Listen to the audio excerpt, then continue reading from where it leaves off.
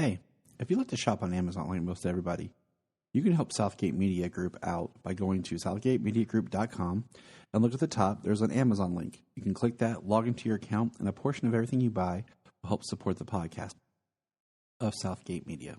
So it's cheap, it's easy, and you're just doing the same thing that you would do anyways. This is Dan Jurgens, and if you want to have a good time, keep listening to the Krypton Report. It's a bird. It's a plane. It's Superman. Jason J. Lewis, the voice of Superman on Justice League Action. This is Mark Wade, writer of Superman Birthright, and you're listening to the All Things Kryptonian podcast, including Superman and Supergirl. We discuss games, movies, cartoons, TV shows, and comics. Find us on Facebook, Instagram, YouTube, and Twitter. Hey guys, before we get started, I just want to say, if you haven't done so yet, but check out the Aspiring Kryptonian podcast as well as the Last Sons of Krypton podcast, both hosted by friends of ours. Good time in the world of Superman. Welcome to the Krypton Report. I am your host, Tyler, the man of tomorrow, Superman of blue, and with me is Jane. Just Jane. No, I'm just the Superman of red, the man of steel himself, the better of the better, best of the best, Mr. James Cole. Welcome, James. What's up, Tyler? Oh, just hanging. Like, for all those good listeners out here, usually James and I chit-chat before we start, podcasting to get everything set up. We spend about 40 minutes talking about everything under the sun and all the stuff that we're watching that is just comic-esque related about. It's crazy how much content is out there. And then we're like, hey, don't we have a podcast to do? Yeah. But it's crazy. So, good times. Yes, very good times. I'm enjoying watching the things I'm enjoying right now. It's a good time. It's actually out of DC and some out of comic book and just some different stuff, fantasy, science fiction. I'm enjoying myself. It's a good time to love this stuff that we do, and we just need all the people who suck and complain about everything under the sun to stop because the bubble will burst. So we just got to enjoy what we can now. So, speaking of DC, man, it is time to talk about another DC animated movie. And what's funny is I got thinking about this. Because of just life, we never did a review. We kind of quickly mentioned it on Batman, Soul of the Dragon. We've done every DC movie, but we've never done a review on that one just because we just missed the window of life. And I was like, wow, all right. So I thought, that was worth mentioning. That's an odd one out. It is a very odd one, though, period. It's another one that's they just used Batman to sell it. Batman fits in that realm of hand-to-hand combatants and stuff. Oh, he totally does. It just isn't a Batman movie. No. And that's the thing is he's barely in it, and they just use him to sell it. But that's not the movie we're here to talk about. We are here to talk about Justice Society, World War II. And when this one was announced, I was kind of like, okay, because I think sometimes the Justice Society is very hit or miss. I don't know. What's your kind of history? It probably depends on the story you tell. I don't have a whole lot of extra history with the JSA outside of event books, as well as JSA on Smallville, Stargirl, Legends. That's the majority of my familiarity with those characters. Yeah, mine's about the same. I've, enjoyed the JSA through other books, especially a lot that the ones that Jeff Johns had written, just because he loves the characters, done a really good job, kind of revitalized them and bringing that all back. I read some of those, but there was never any JSA characters that just really spoke to me. So I was never like, yeah, the JSA. But this movie looked cool. When we saw it, the animation style was the same as the animation style from the Superman Man of Tomorrow. So that got us all talking. We were wondering, will they be connected? Is this some sort of start to a new continuity, or is this just some new default animation style? Because there hasn't been that many movies since the what do you call it? Justice League Dark Apocalypse War. Yes, I was like, wait, I'm going to say it wrong unless I get James to say it. So good job, James. You're welcome. Yeah. We've done this for a few years. We can finish each other's sentences once in a while. It happens. But he's probably looking at me like, what the? So, and in those movies, like, well, see, we got what all did we get? Man of Tomorrow, Soul of the Dragon, this one. Oh, since? Yeah, these three. Is that it? No. Well, we got the Jason Todd Death in the Family one. It's kind of like a weird outlier-ish thing. Yeah. So yeah, we yeah. So we were like, oh, is this going to be the new style? I mean, Soul of the Dragon wasn't this style, but it was similar-ish. So we're all trying to figure out what's going on, you know. And I would just say this was I like the brightness of the style, and the animation I like, even though at times I feel like they've slowed the animation down. And by saying that in the sense of, like if you go back and watch like old Hanna-Barbera cartoons, like old Scooby-Doo on Boomerang. This isn't a plug for Boomerang, but you can have Boomerang. If you watch, a lot of times the only thing that moves is like their mouth and their head, because what they do is they wouldn't animate the rest of it. They would just animate the face to have motion. So you're looking at a still drawing longer. And I feel like that's kind of where this animation is a little bit. Like there are times where there's more stillness to it. And that's not a knock on it. I'm just, things to notice. Well, I think it fits the stories that they are telling. So we go with the two movies of this style, Man of Tomorrow and this, which, by the way, are connected because we get the same Superman from Man of Tomorrow. Hallelujah. In the opening of this movie and the closing of this movie, interacting with our new Flash, voiced by Matthew Bomer. Praise to the one above. Yes. I started clapping, and Janina looked at me like, "What?" And she hadn't watched Man of Tomorrow yet. Like every time we try to watch it with her, like it's just been busy. But after she watched this with us, we're like, okay, we're gonna watch it. Because I got excited. It's like, yes, they're building a new continuity. Yeah.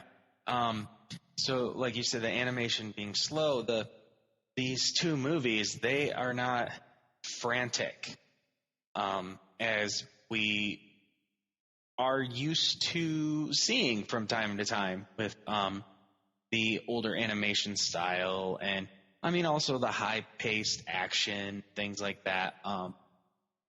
They allow the story time to breathe and the characters to interact more than just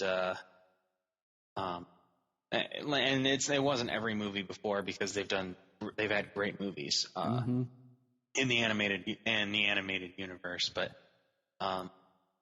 the story and the pacing seems more balanced throughout. Yes, I'll agree. I totally agree. So let's kind of break this movie down. Let me give us a quick summary here. Justice Society World War II, released 2021. The Justice Society of America, a group of heroes aiding the Allies in World War II, acquire an ally from the future who sends them on an adventure that changes history. All right, that's a summary, and it stars Stana Katic, who was Wonder Woman, who had previously been Lois Lane in Superman Unbound. Matt Bomer as the Flash, Barry Allen. formerly Superman and Superman Unbound, and a whole lot of other people that I have heard of and some I haven't. Darren Criss, once again, a Superman Clark Kent. Chris can never say his last name. Always enjoy his voice acting work. He's Steve Trevor. I just remember him as being Bo in the Stooges movie, or the guy who showed us that there are behind-the-scenes people that exist in The Office. Ever watched the last season? No. Barely gotten into the first season so far. First season's rough, I'm telling you. It's weird. It just feels weird. But by get to the second season, you'll understand why so many people love it. But I know it's not forever, so I'm not one of them. So yes, this just recently came out. We're gonna drop this on the day of physical release because we always do admire physical release, and we are giving away a digital copy of this. If you're listening to this, go on over to our YouTube channel, search Krypton Report, or follow our link tree, and just subscribe to our YouTube channel. We plan on doing some things over the summer for that. We're going to start building that up more, and just want to get some more people viewing. So, my overview on this film is I like it. I enjoyed it much more the second time, and I really enjoyed it. I have read reviews on IMDb, and it seems like it's very mixed. Some people liking it a lot, or people hating it and thinking it's complete trash. And I'm like, wow.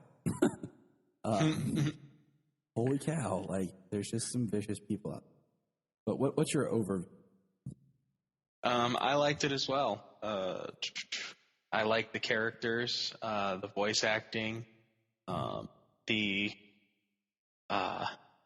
story, the twist, the resolution. It was good. I enjoyed. I got to watch it 1.5 times. I haven't got to see it 2 times through, but the second time I watched it, what I got to see more of, I enjoyed it more the second time around as well. So. Yeah, I think because certain twists, I was like, oh. And then the second time, I will say that when I watched it, Brian and I were watching it, and the kids kept interrupting. Yeah. Yeah, the first time I got to watch it was fragmented as well. So. And I'll just throw this out there.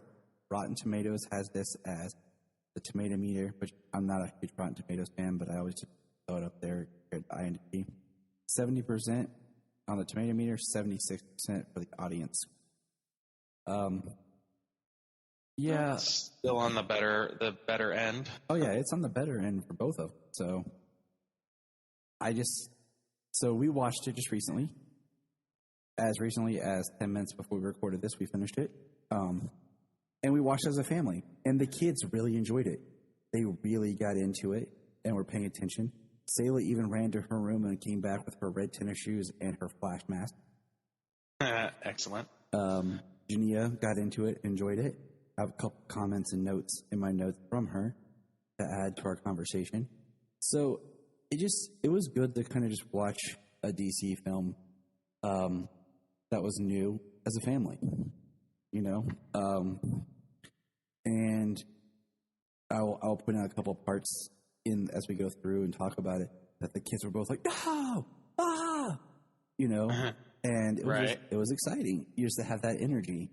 Yeah. So far with these movies, the 2 that have come out and Long Halloween coming out next, with the same animation style.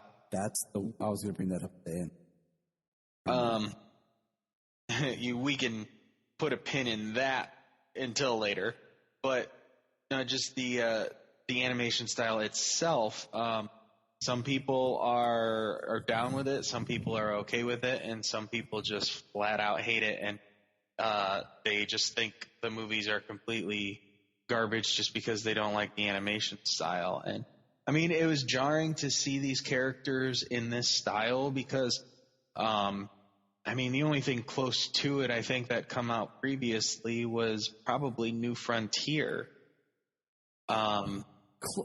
Just with this, art style and like lines and colors.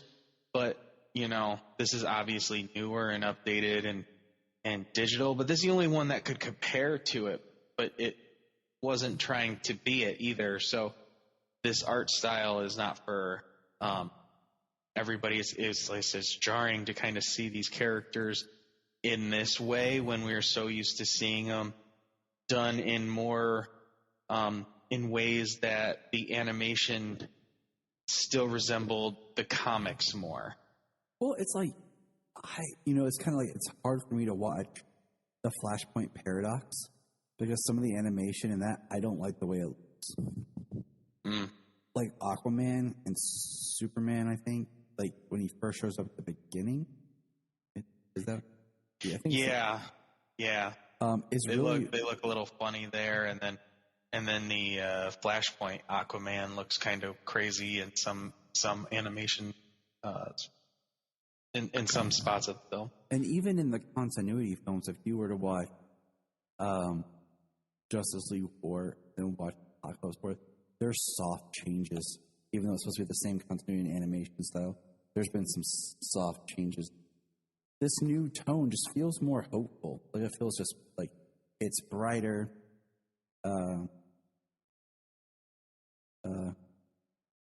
So right, it's nice. So something we were, I don't know if I want to say wrong about. I mean, I wouldn't say wrong just because we were guessing that it would be, and it would be kind of cool if it was the it being the same Flash coming from like Darkseid War, like from like when he kickstarted the new universe. That's not the case. They don't make any kind of reference to that whatsoever. So this is a new Flash in a new story, and it's awesome to see Man of Tomorrow's Superman continuing into another film, like starting to build something and taking their time with it. I believe it is very nice to just have like a new continuity, because I mean we all love, I don't mind one-offs, but we really all love a good continuity. Oh yeah, the storytelling possibilities really become nearly limitless when you can bring people together. Like they can have their own separate stories, and then they can also have team up stories, and it really helps to build and flesh out characters. And I mean that's why the Marvel Cinematic Universes work so well. The almost episodic way the movies come out, like it's a cinematic television show almost. I mean that's what it is. Yeah. But let's get into it. But we've got a Flash movie, which we never got a Flash-centric movie. I mean, except for if you want to call Flashpoint the Flash-centric movie in the in the last continuity. I didn't, but the director did. He had a conversation with her. I just said I really enjoyed it. I just I mean, even this it's Flash-centric, but he's not the only character. Like hero, still have other. We get into it. So let's actually get into what went on. Word. Well, yes. Word. So I like using 90s slang, and there's nothing funnier than talking.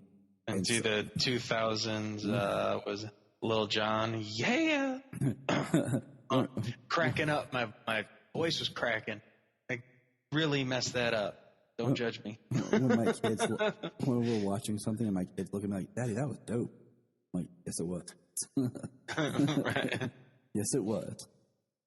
So, the movie starts out like a clip reel, and I was going to ask you, like, we've had a little bit of this conversation, like DC kind of existing in like real world history, because we have FDR being basically briefed by Steve Trevor of what's going on.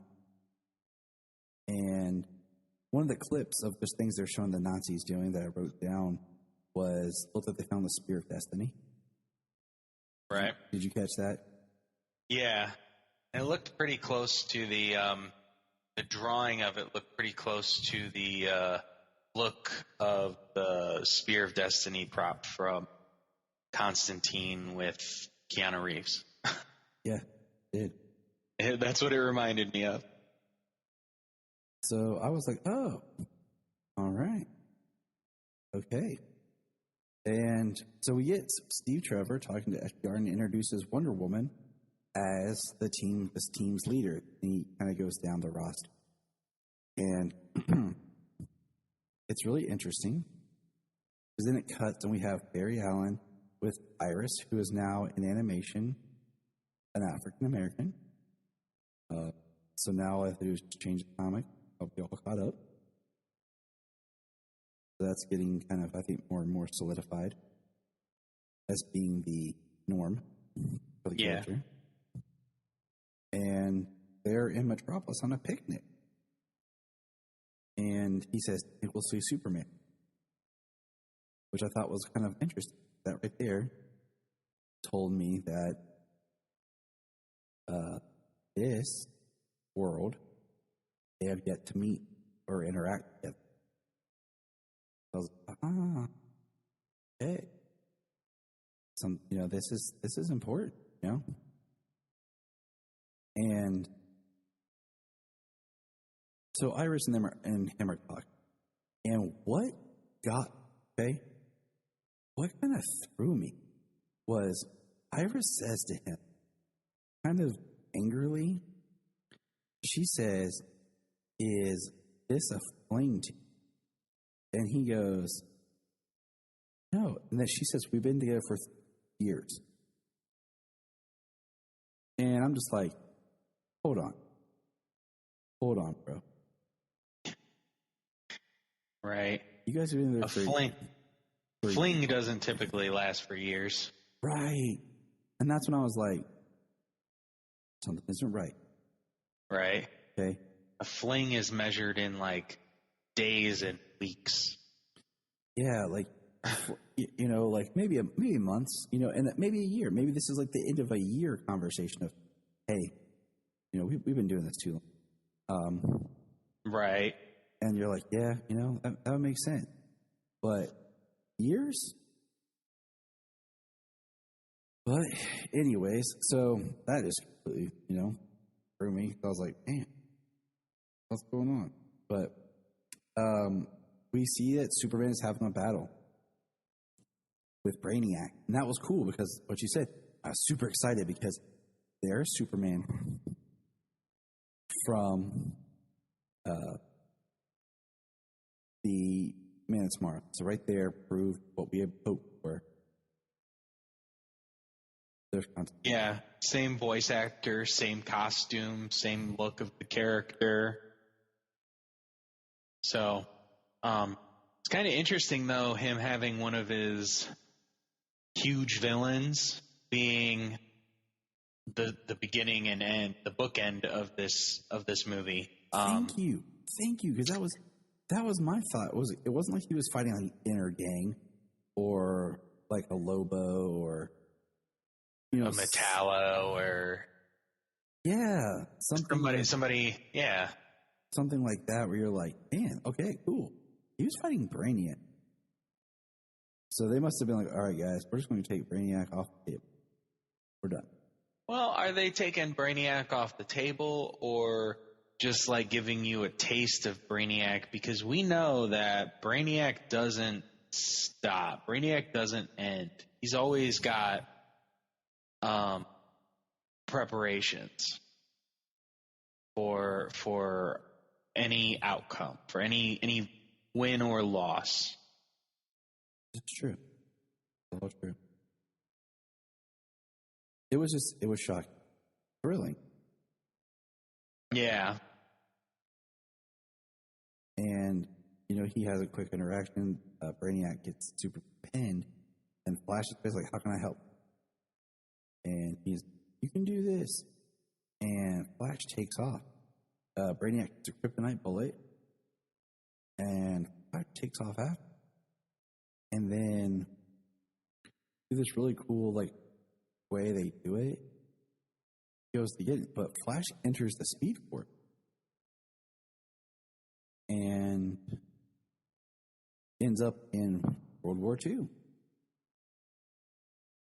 And it's kind of exciting and thrilling. He's even says, wait, where am I? And I don't know, he doesn't know where he is right away. And I mean, as soon as he disappears and the colorful light show is done, because the inside of the Speed Force looked freaking awesome. And we saw Dr. Fate in the Speed Force. I thought it was pretty cool. Yeah, we did see Dr. Fate telling him to follow his voice. So he ran towards Dr. Fate. And then the next thing we get is a scene in war-torn France where the Germans are attacking this village, and then we get the JSA, Wonder Woman, and a couple of them. I don't think everybody shows up. I think it's just Wonder Woman, and then the Flash comes out of the Speed Force there, and Wonder Woman takes him for an enemy. Black Canary shows up. Well, this Wonder Woman, she is very she's very gung ho. She's very badass. She's incredibly strong. She's incredibly powerful. The things she does in this movie, she's number one. Janine really liked this Wonder Woman. She really liked did too. Her look. She loved the design on her shield. She loved her voice. She said she should have a exotic, different type of voice. And the only thing she said she didn't like was that her boots were more like heels. But she's like, I get it because of the time. She's like, I just don't. Right. And I was like, well, then we get Dinah Lance showing up. We got Black Canary. Once again, Jania liked her a lot. Did not like her pirate boots. No. I did like her character. She kind of had the black leather. She had gray pants as opposed to fishnets. Yeah. And she had an old school domino mask. I like that. It was really cool. And she's there to guard Flash, and Flash hears people in trouble. She tells him they're in France. He runs off and he saves people in a really awesome action sequence. Oh man, it is totally awesome. Because if you pay attention, he basically maneuvers everyone so that they're not hurt. Even the Nazis and stuff are not hurt. So when it's over, they're everyone just goes down. No one gets hit by the bullets. Yeah, and he really does because of how fast he's going, a minimal effort is required because of the transfer of energy from how fast he's going. So he just has to touch him. He just touches him against the head. The last guy, before everything happens in an instant, he punches apt. He doesn't even hit, but just the inertia through the air, the energy transfer through the air from his fist sends the guy flying headfirst into a brick wall. And might I add, this is World War II, and these people, Wonder Woman kills a lot of these guys and brutally breaks legs and limbs. She kicks some serious butt. But the thing I thought was really awesome about the action sequence there was last action sequence we saw Flash against a whole bunch of bullets was Flashpoint. And the bullets are out there, but the Flash is going so fast that nearly everything is frozen in place when he's doing what he's doing. But in this one, when he moves, like, he's not moving at top speed where everything's frozen in place, but everything is actually still moving at a much reduced rate. So when he closes in and they're firing at him, like, he still actually has to pull a dodge and move out of the way, because the guys, they're still firing and the bullets are still coming at him. And so, like, he actually has to maneuver around the bullets. You see them actually moving, and, like, he actually has to make actual turns and stuff while it's all happening. It's awesome. Yeah, unlike I said, most of the time we get super speed, most things are frozen in place. Everything was on the move in that sequence. It was really awesome. I really enjoyed the way the Flash depicted. I'm just going to say, I love that. Yeah.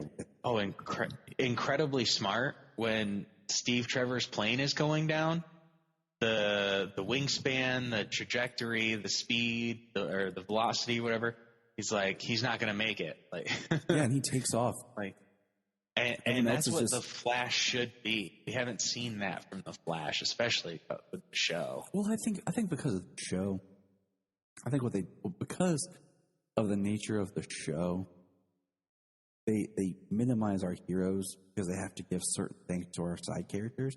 So instead of giving Barry the intelligence he should have, they make Cisco more intelligent to give him someone to bounce with, or Harrison. Right.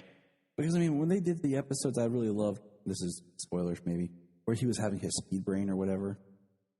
I mean, that's how the Flash should be. Like, but we digress.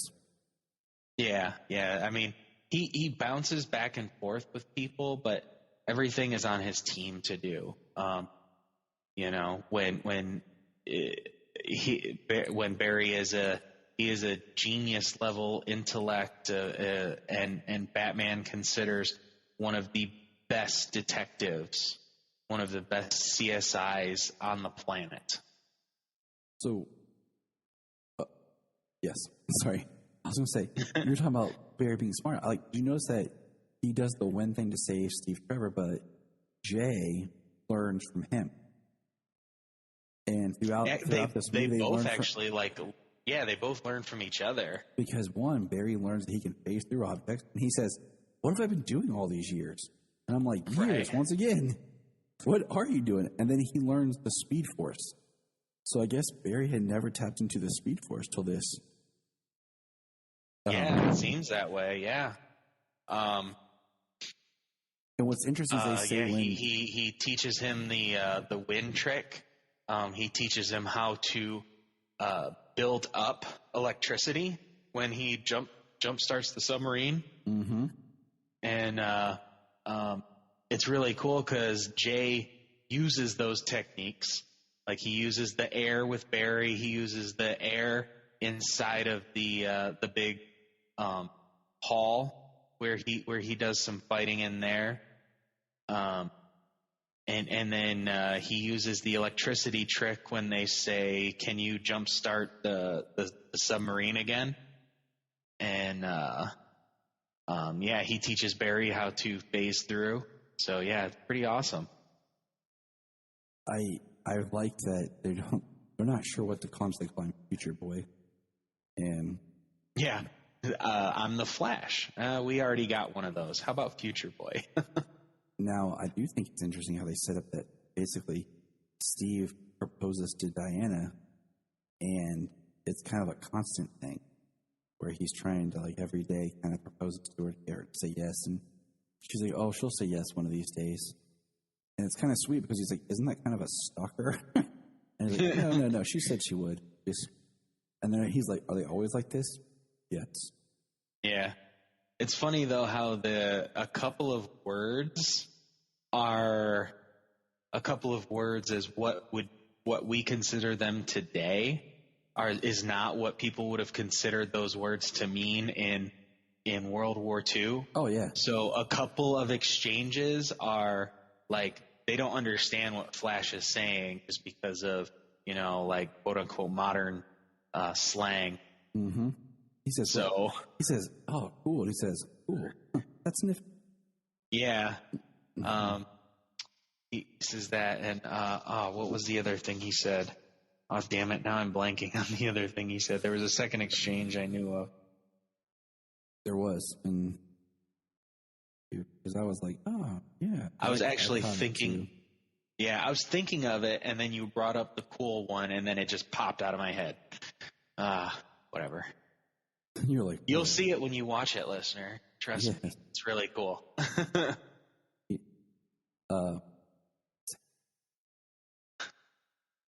It's gonna bug us. We'll figure it out as soon as we're done recording. Yeah, well, I'll just punch it in like it's blah. Back to you, Ollie. It's gonna rain. Nice. Yeah, I mean, it's really funny because, like you said, Ginny and I were talking about this the other day of just words that we use, but then, a century ago or a generation or two ago, were completely different. And you're like, huh? Like, even like I said, slang words. Like, I like to bring back 90s slang. And I'll say, that's dope. People look at me like, what? Unless they're, cool like us. I enjoyed that they had the earpieces. Now, like, tap them in Morse code. Right? Yeah, that was interesting. Interesting technology they had. So they get this code. They intercept this code, and they have to, and they don't know how to figure it out. So they go to a place, they go to a castle, a fortress, where a code breaker, a mystic, is being held. Yeah, this is, I think, the part that gets a little confusing is they have these coordinates, and the code breaker we found out is Dr. Fate. And yes. Dr. Fate, and this is where it gets a little confusing. And I wonder if it's going to pay off in another thing, but I don't think so. Because we have a kid, and I kind of looks like Command. That's why I put in my notes. This Commandy says, he said you would come, and he hands Shakespeare, who's this reporter who's on the ground with the team, kind of spitting the story so that nobody knows that they're actually in World War II, these superheroes. Because Barry even says, like, this is the past, and I've never heard of you guys. And we find out that Shakespeare is actually Superman. It's Clark. And yeah, he gets shot, and the bullet just, obviously crunches on his skin. And the thing is, I thought, okay, did Superman get pulled into the time with Flash, and maybe he arrived earlier, and because he didn't have the Speed Force, he forgot who he was. But we have another twist here, and this is the one I don't. At first, I was like, I don't know if I like that. But what is that big twist, team? Well, he's Clark Kent, and he reveals that he was on Earth, and he knows he's from another planet. So we don't know anything about what he knows. But he's on Earth, he's from another planet, and his parents who adopted him, Jonathan and Martha Kent, died when he was 3, and he was shipped off to an orphanage. So Superman's life, the life he had, it turns out that Flash, through the Speed Force, went to another Earth, not the past. And that's when I was like, okay.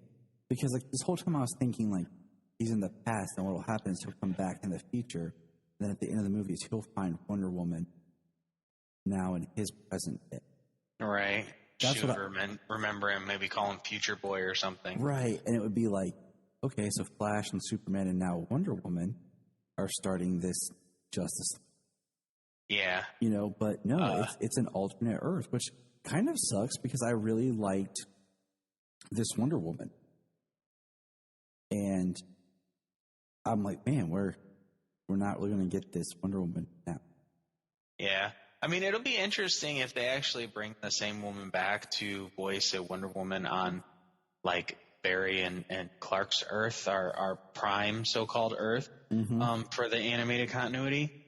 And and just got to play her a little different, because she's not in the 1940s and she's on this world, this time. What has she been up to in this time? So that would be interesting to see. So what I actually heard, because I haven't watched it yet, the Commandy short, it's actually, there's a DC I saw the showcase. Yeah, I haven't watched it either. I have not watched it. It's Commandy Showcase. And I heard in that short, he is tasked with going in the past to Superman. So the idea, I think, is that actually that is Commandy going to Superman. Okay. So I was like, so yeah, the short actually connects, is what I heard. I haven't watched it. But yeah, so Flash finds out they're on another Earth, and Dr. Fate gives him the code, and it's the Bermuda Triangle. But he's also, they called him crazy. Yeah. He's a lunatic. He's a psychotic. And obviously he seems that way. The castle, the fortress, it's pretty messed up. I mean, there's dead bodies in cells. They had the young boy chained up, who appears to be Commandy. This is the darkest part of the movie. Yeah, and Dr. Fate, he's chained up. He's strapped to a chair, and he's got like bloody scars on his body. Like he's been tortured. But he's also like talking, he's saying things, he's like having a conversation with himself. We know that he's like conversing with Naboo, in his head, because, putting on the helm in different continuities makes the wearer crazy because of the knowledge that Naboo possesses.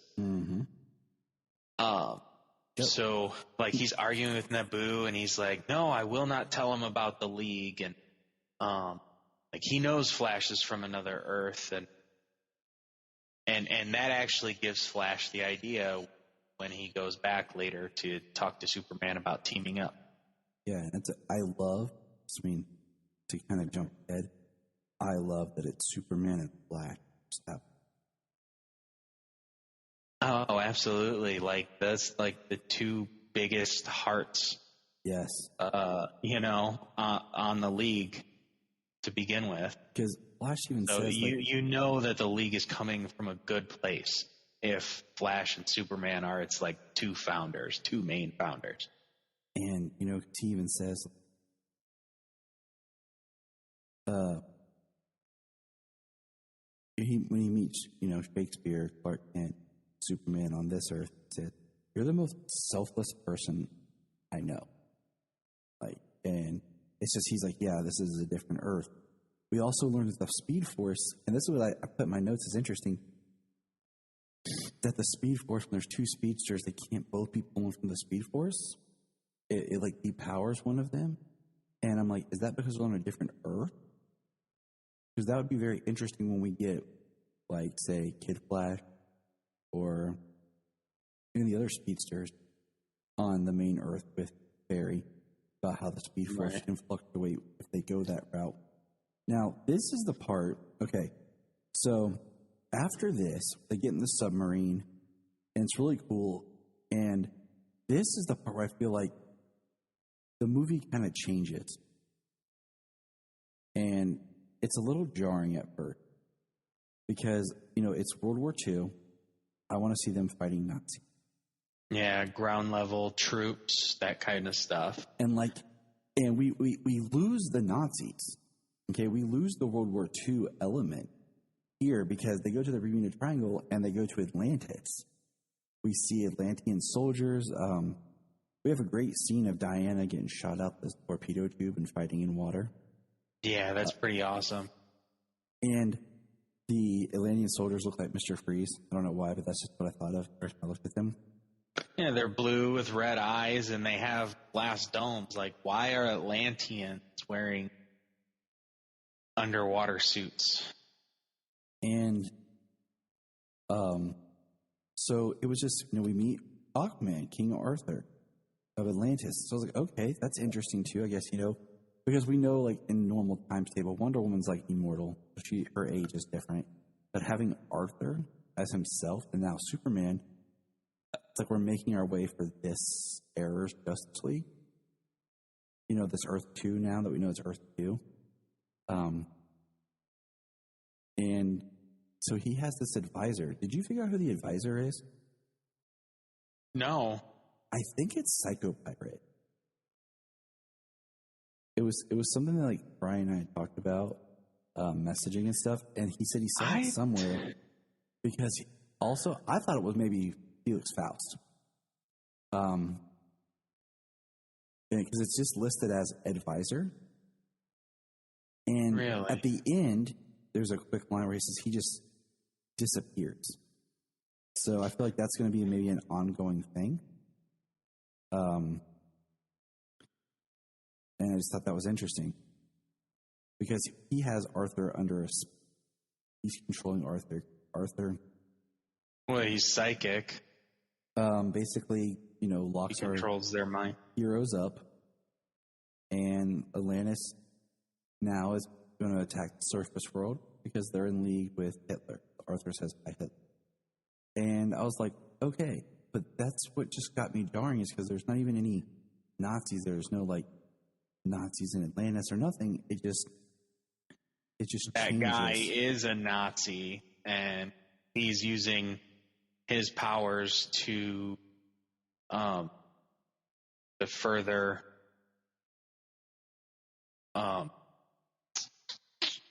or to try and win the war using Atlantean technology.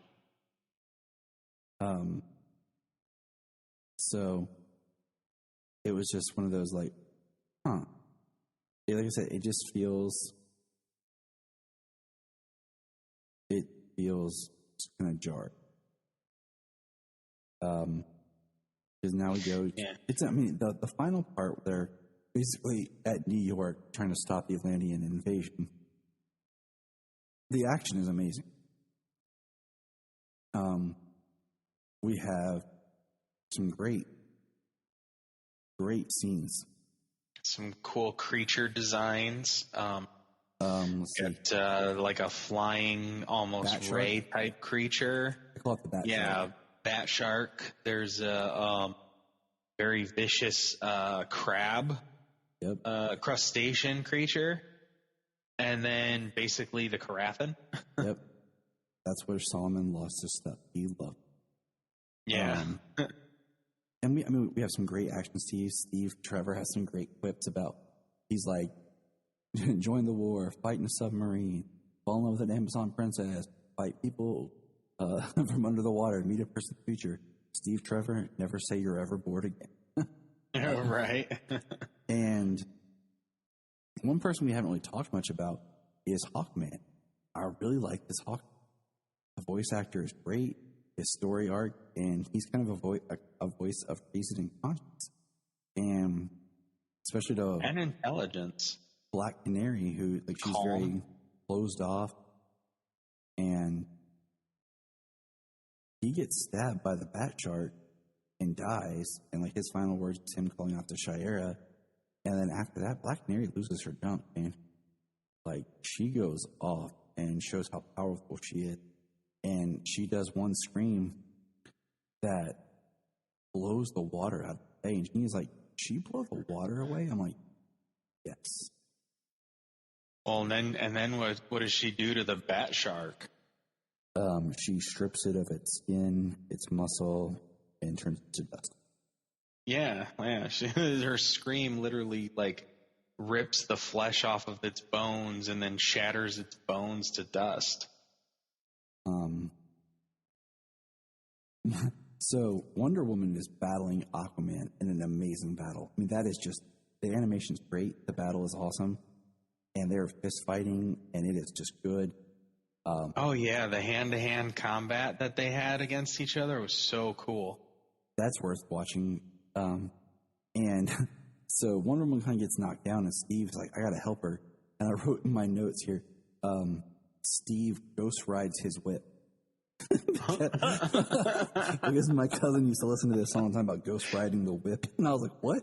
Hilarious. He's like, "You know how you used to ghost ride your bike, where you ride it and jump off and just let it go?" And I'm like, "Oh my god!" And that's what he does. He just shoots a car. He takes out Aquaman, and Wonder Woman's down, and Steve picks up a gun. He's like, "Don't worry, darling, I got this." And he starts shooting Aquaman, and he's like, "Who are you that stop him?" Belong, like Aquaman yelling, like something about the business of gods, or no, it's something. He goes, "Steve Trevor, Colonel of the Army, Wonder Woman." And then Aquaman, like, picks him up, throws him on the ground, is about to stab him with his trident. And that's when he says, "Who are you, a mere man, with your business part of gods?" And like his trident comes down.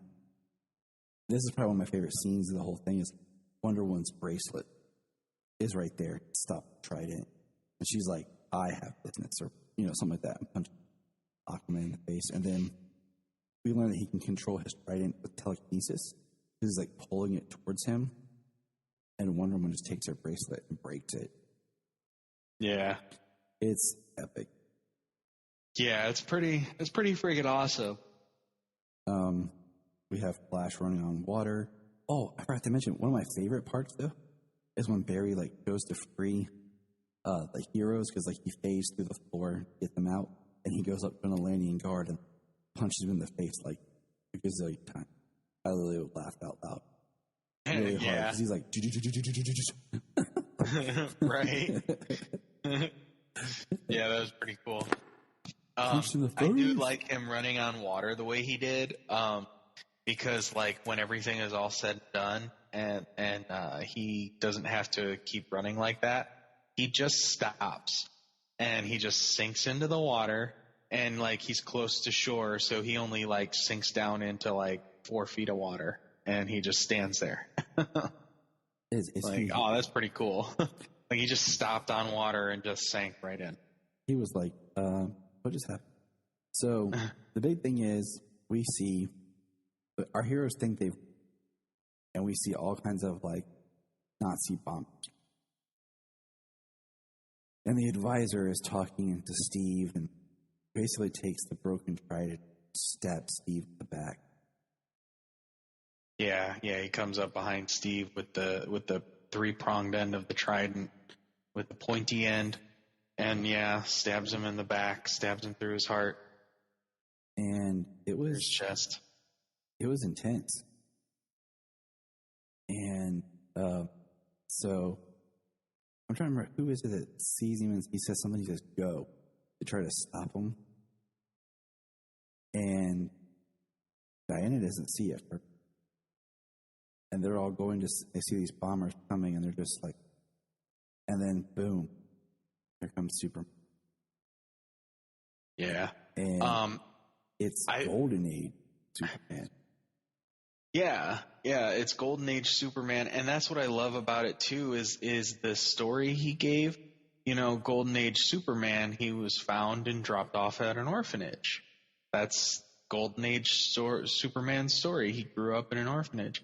And that's somewhat of the story he gives. Like, he was found by the Kents, but I mean, old folks, they died when he was young and went to an orphanage. I was like, man, that's pretty awesome, giving us Golden Age Superman like that.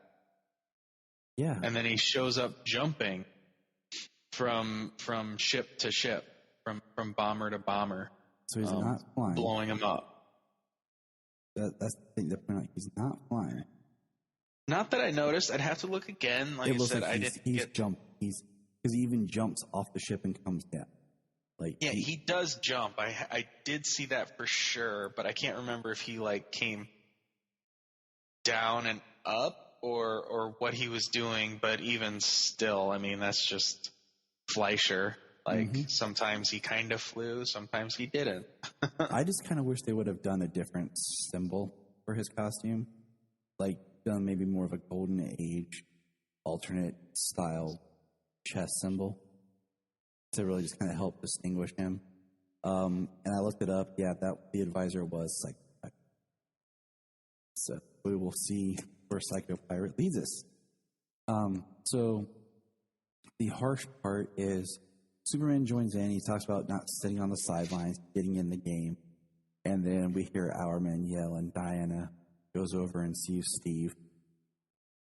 And she's like basically admitting that she thought when the war was over they could be together. And she's mad for, never really,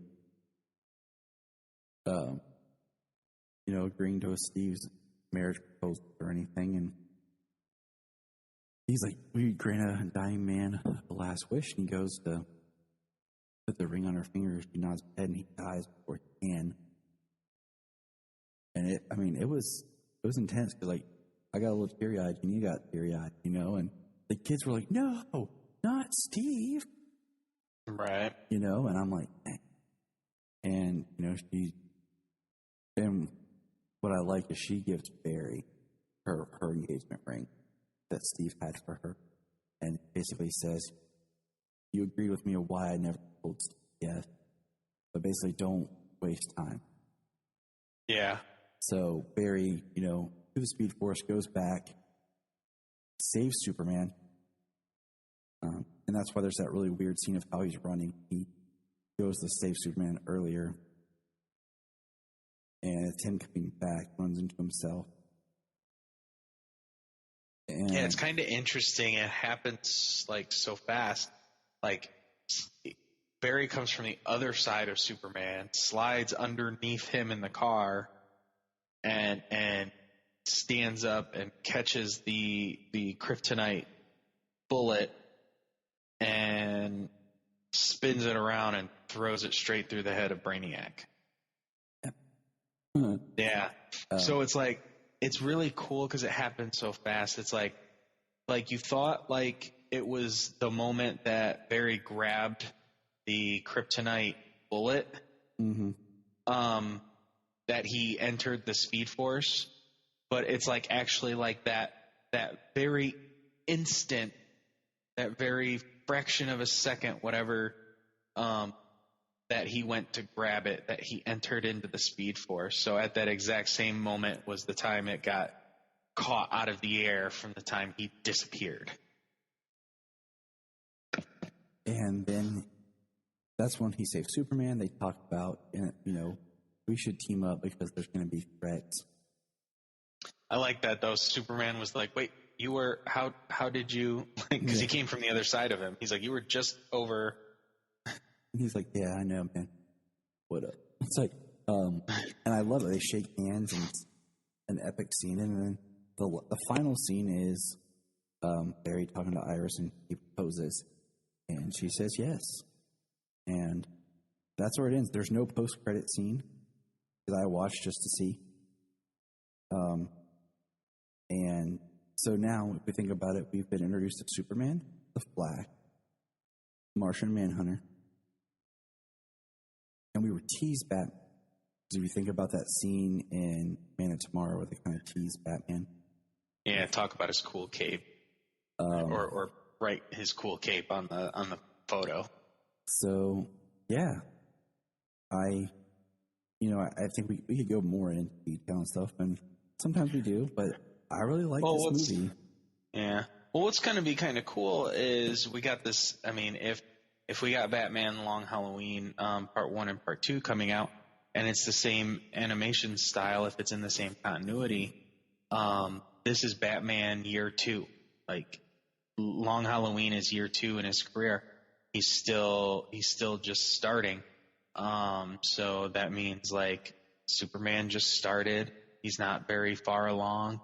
Batman's not very far along. The Flash is not that very far along. You know what I mean? Yeah, they're all within the first couple of years, and I like that about, and I like that we're going to get new continuity because like we said, we enjoy these characters and we enjoy these characters together, and it'll be nice to see. Absolutely. So I enjoyed it. I actually enjoyed it more.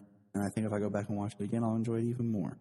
And I think what got me was just the jarringness of when Atlantis shows up feeling like I'm being taken out of the movie I thought I was watching. And right. Well, I'm looking forward to picking up this physical copy tomorrow and watching it again and checking out that Commandy short, seeing how it fits.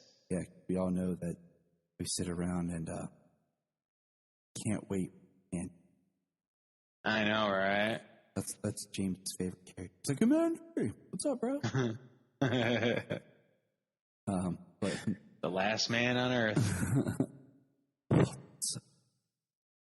So, anyways, everybody, check out Justice Society of World War II, newest DC film.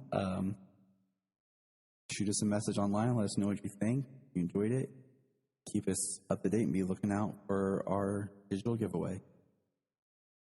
Remember, James is cooler than me.